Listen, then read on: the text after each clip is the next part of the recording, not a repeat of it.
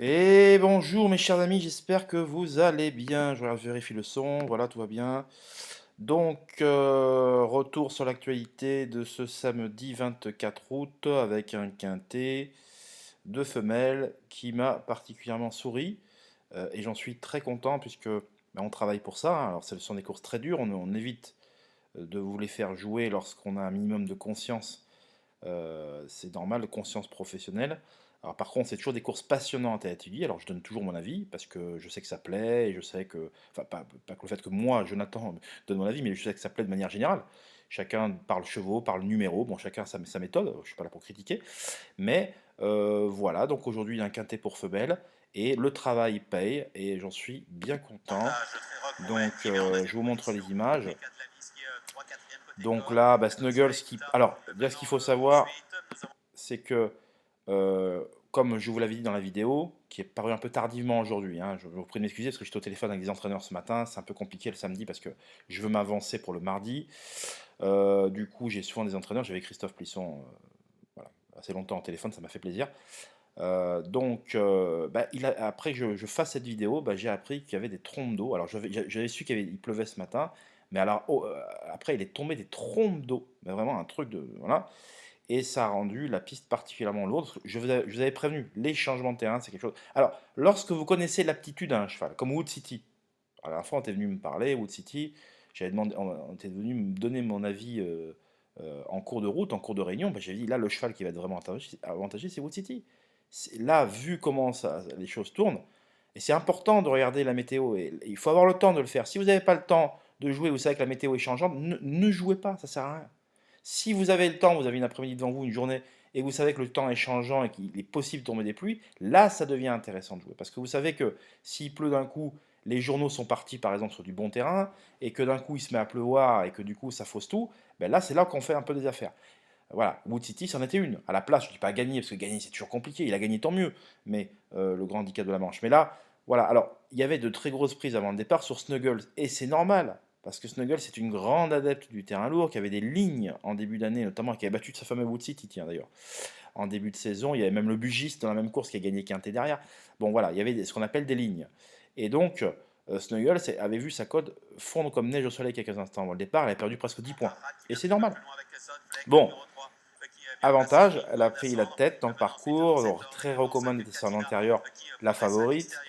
Vous avez Lorne qui sont dans leur sillage avec Costa Edita. C'est la ligne de Dieppe qui n'a absolument pas répété d'ailleurs, ils sont ici, là, voilà, fléchés.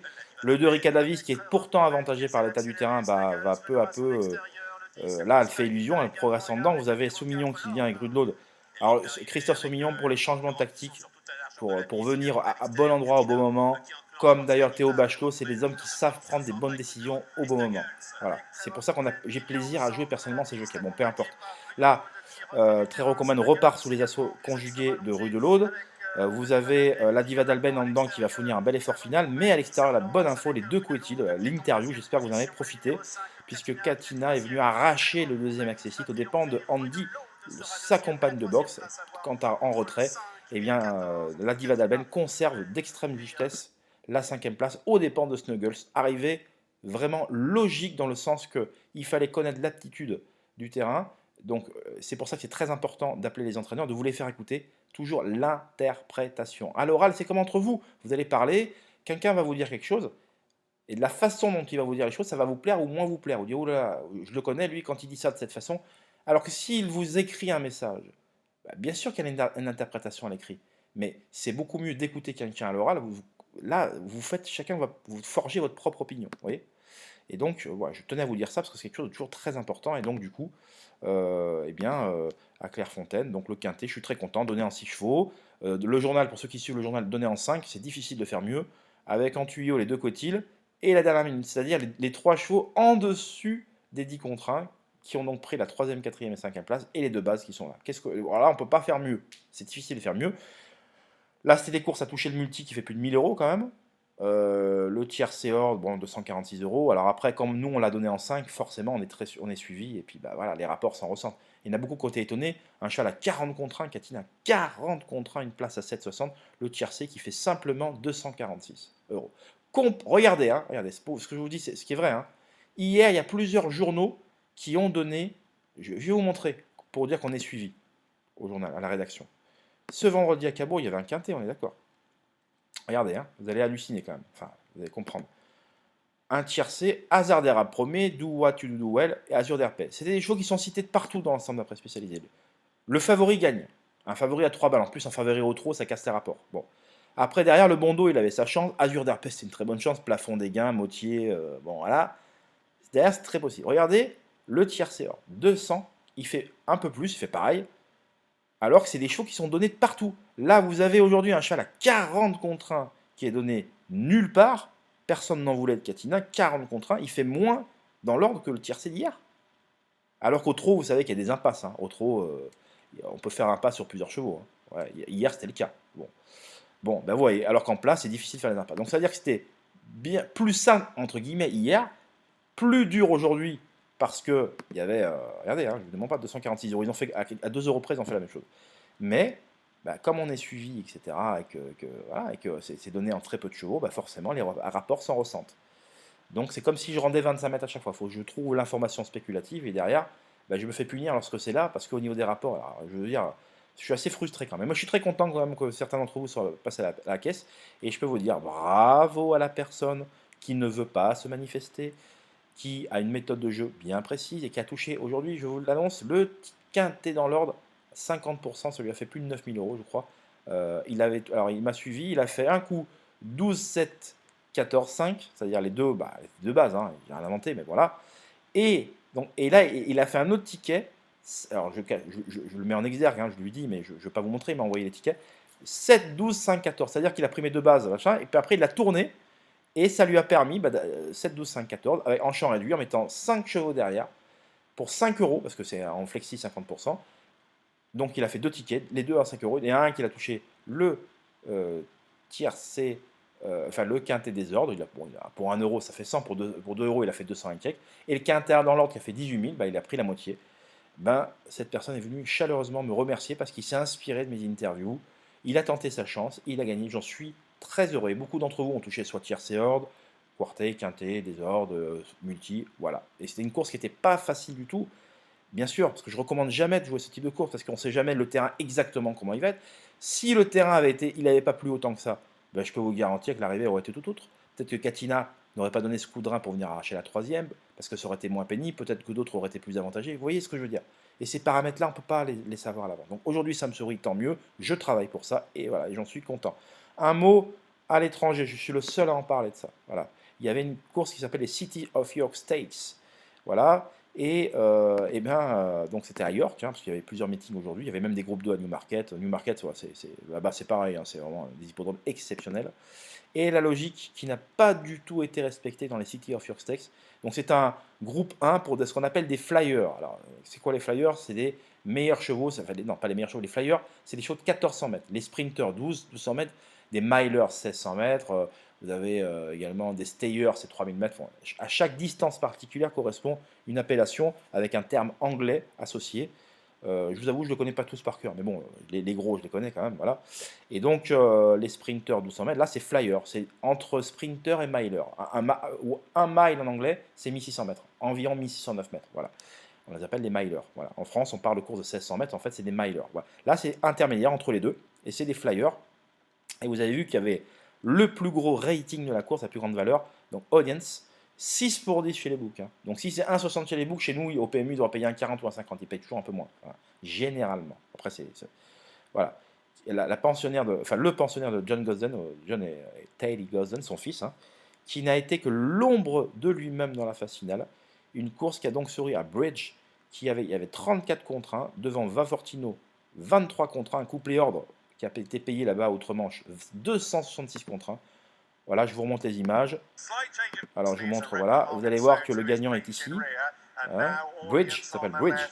Il va se frayer un passage non sans mal entre deux concurrents en devant se faire respecter là, à 400 mètres du poteau. La favorite est là, hein, elle a légèrement l'avantage, mais elle va flancher pour finir, elle va céder, pendant que Bridge va prendre l'avantage au centre de la piste et va résister plus que courageusement, va s'imposer relativement sûrement aux dépens de Vafortino, qui va faire un instant illusion à l'extérieur, mais qui va venir à la corde plutôt, arracher cette deuxième place au cheval gris à l'extérieur.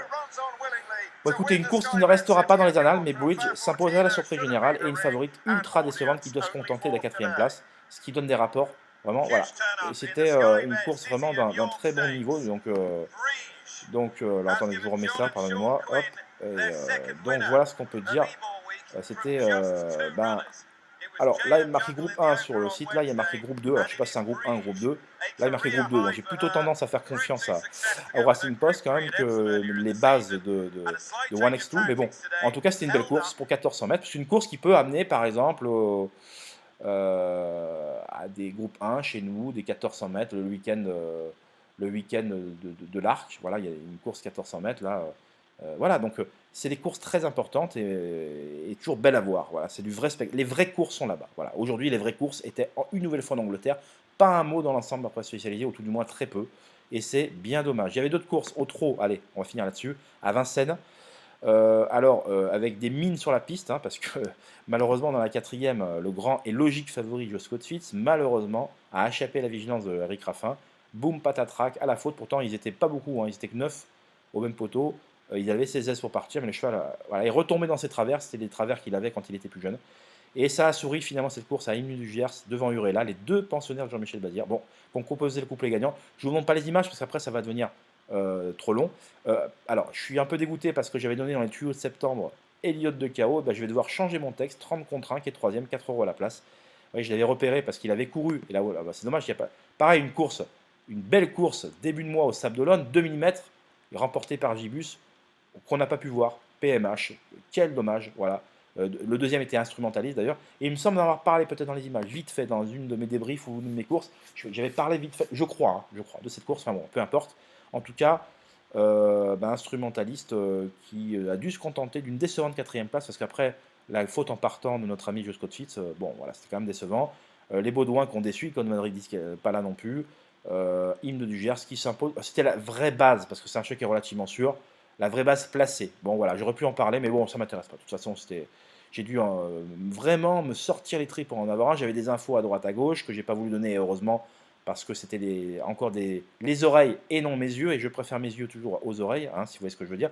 Bon, dans la cinquième, je vous ai donné Inshore qui a dû se contenter de la troisième place. Bon, on s'en contentera, vous voyez, malgré 1,90 € à la gagne, 1,40 € à la place, ça ne servait à rien de jeu gagnant, puisque placé, il vous rapporte 40%, à la gagne, vous n'oubliez même pas.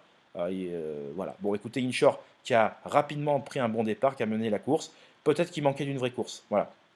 D'ailleurs, j'en profite pour vous souligner que le cheval que je vous ai donné la dernière fois, Golo Kanté, qui était un décevant cinquième, j'ai eu Jean-Marie Roubaud, je vous ferai écouter l'interview.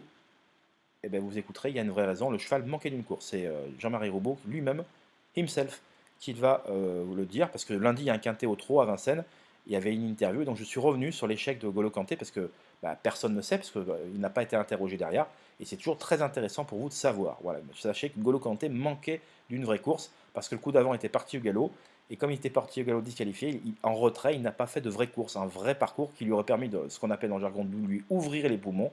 Et ouvrir le poumon, c'est-à-dire donner une vraie course, même en retrait, à l'attelé, parce que Golo Kanté, c'est un cheval de trop monté et pas de trop attelé.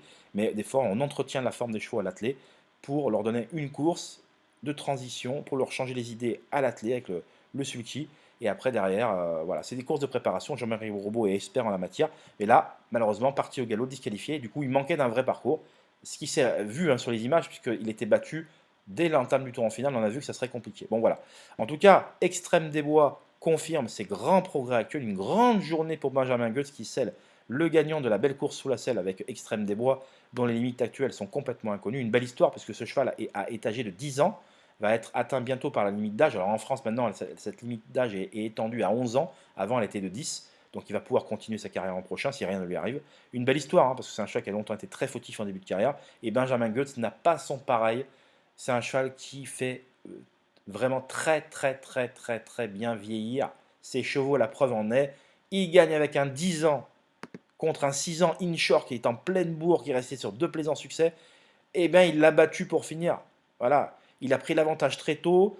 Clément Fressel a durci la course de bonheur. Il est allé au bout. Il a même écœuré Inshore qui a dû se contenter. Il s'est fait ajuster pour la deuxième place par Harlem Debussy, qui effectuait ses grands débuts sous la selle, qui était le cheval de classe du lot, puisqu'il avait il avait terminé deuxième du Grand Prix de Paris. Alors c'était il y a plus d'un an, hein, de ça, hein, c'était pas le dernier week-end, c'était pas au dernier meeting, c'était il y a près de 2 ans d'ailleurs. Et Harlem Debussy, le test s'est avéré concluant. Et Inshore est un honorable troisième. Je pense qu'il manquait d'une vraie course. Il fait un 40 à la place. Bon, c'est mieux que rien, mais bon, voilà. Disons que c'est une journée un peu spéciale malgré la qualité des courses à Vincennes. Sinon, à Cagnes, qu'est-ce que je peux vous dire? Eh bien que Benjamin Goetz a scellé le gagnant du Grand Prix du département des Alpes-Maritimes, le groupe 1 doté de 180 000 euros. Et encore une 10 ans qui s'est imposé. Et encore l'entraînement Benjamin Goetz. Phénoménal Benjamin Goetz aujourd'hui, avec Émeraude de Baie, issu des épreuves à réclamer. On avait fait un très beau papier avec son propriétaire Hervé Carlu. Euh, donc, euh, euh, donc Émeraude de Baie qui a profité de la disqualification en partant de l'Oisiquet. Alessandro Gocciado, Roy Conte, malheureusement le cheval a échappé à sa vigilance disqualifiée. Go On Boy est battu par son mauvais départ. Et, voilà. Vous voyez, on ne savait pas quoi donner aujourd'hui. Beaucoup de favoris battus à l'athlé. Voilà, c'était pas je le sentais ça. J'y avais pas ce truc-là. C'est pour ça que je vous avais dit timide favori Kinshore. Bon, il est troisième. Bon, voilà. Mais après, derrière, j'aurais pu vous donner un cheval en place 5, 6, 7 contre 1. J'aurais préféré. J'avais des bruits à droite, à gauche, mais c'était pas assez convaincant. Et je suis content de vous en donner que le quintet. Et, pardonnez-moi.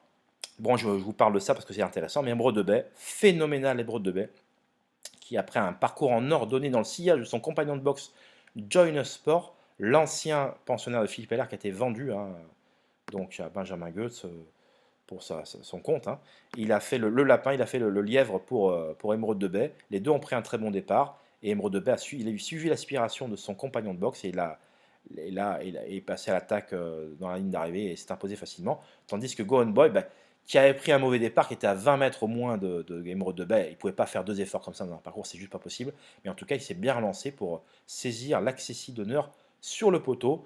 Donc voilà ce que je peux vous dire, mes chers amis, pour cette belle journée. On se retrouve. Alors j'avais certainement des choses que j'ai oublié de vous dire. Alors attendez, je vais regarder vite fait. Clairefontaine, est-ce que voilà, qu'est-ce qu'il y a voilà, je pourrais parler, mais voilà, je vais garder pour les abonnés, pour les chevaux à suivre. Ah oui, ce que je peux vous dire, attention, c'est voilà, j'ai rien inventé. Les deux premiers étant dans l'étude du Vénard, très recommandé rue de l'Aude, et Zayana, qui s'est imposée dans la 8e épreuve du programme, faisait partie des tuyaux du Vénard. Je tiens à le préciser, parce que certains l'avaient oublié. Je l'avais repéré, elle s'est imposée à la cote de 10 contre 1. J'en suis très content. Le travail paye de temps en temps, et fort heureusement. On se retrouve à très vite. Je vous embrasse. Bye bye. Et à ce dimanche matin pour les pronos.